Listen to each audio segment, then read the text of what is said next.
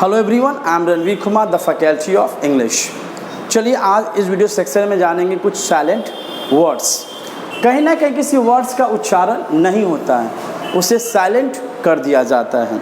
तो आज इस वीडियो सेक्शन में जानेंगे किस वर्ड का यूज़ लिखने के समय तो होता है लेकिन बोलने के समय उसका उच्चारण नहीं होता है। जैसे देखिए पहला वर्ड है, कहता है यदि W के बाद, यदि W या W के बाद आने वाला H, अगर W के बाद H आ जाता है तो H साइलेंट होता है, H साइलेंट होता है। तो आप एग्जांपल देखिए, वेयर W के बाद H है तो यहाँ पर H का उच्चारण नहीं होता, हम डायरेक्ट क्या पढ़ते हैं वेयर। देखिए W के बाद फिर क्या H है तो हम पढ़ते हैं वॉट, फिर W के बाद H है हम लोग पढ़ते हैं वॉट, है ना। तो यदि W के बाद H आए तो H क्या हो जाता है साइलेंट। यदि W के बाद H आए तो H क्या हो जाता है साइलेंट हो जाता है। नेक्स्ट देखिए, यदि K के बाद, यदि K के बाद आने वाला N हो, है ना, यदि K के बाद क्या आ जाए N आ जाए तो N साइलेंट हो जाता है। क्या होता है N साइलेंट हो जाता है। सच है, देखिए K के बाद क्या है N है तो हम लोग डायरेक्ट पढ़ते हैं नाइफ, ना कि कनाइफ पढ़ते हैं। उसी तरह से K के बाद N है तो हम लोग पढ़ते हैं नाइट, ना कि कनाइट पढ़ते हैं। तो यदि K के बाद N आएगा, याद रखिए यदि K के बाद N आएगा तो N तो का उच्चारण तो होगा लेकिन K का उच्चारण नहीं होगा।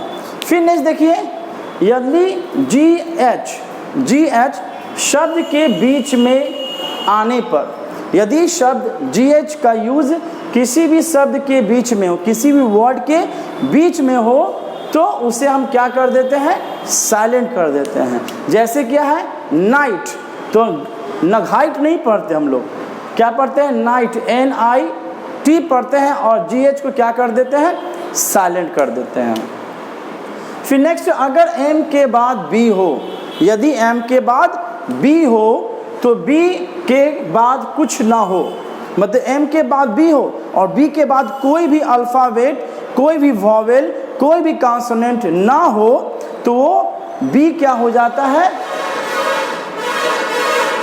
B क्या हो जाता है साइलेंट हो जाता है। जैसे देखिए क्लाइंब, तो क्लाइंब नहीं पढ़ते क्लाइंब, बॉम्ब नहीं पढ़ते हैं बॉम्ब, कॉम। तो देखिए M के बाद B है और B के बाद कोई भी वॉवेल या कॉन्सोनेंट नहीं है तो M का उच्चारण तो होगा लेकिन B का उच्चारण नहीं हो गया। देखिए आज इस वीडियो का लास्ट ट्रिक है, फिर अगला बार देखेंगे वीडियो पार्ट 2 में।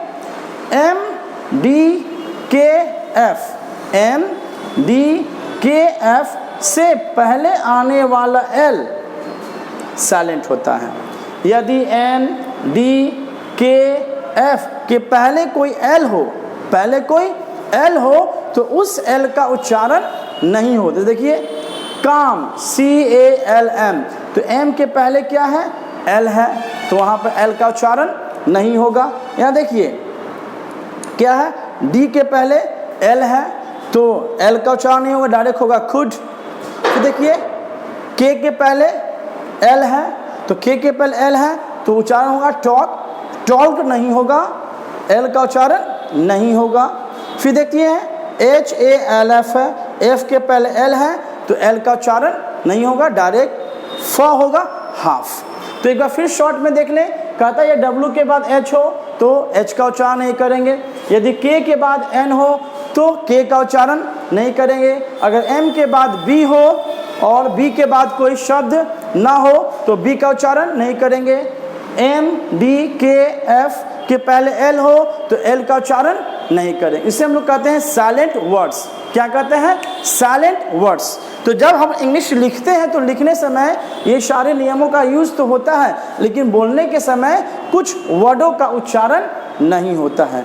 तो इससे आपको जब आप इंग्लिश बोलेंगे या जब कोई व्यक्ति इंग्लिश बोलेगा तो आपको रिटन सेक्शन और स्पोकन सेक्शन में मजबूत हो जाएगा, कोई प्रॉब्लम नहीं होगा। चलिए फिर आगे अपने पार्ट 2 वीडियो को लेकर जिसे कहते हैं साइलेंट वर्ड्स। जय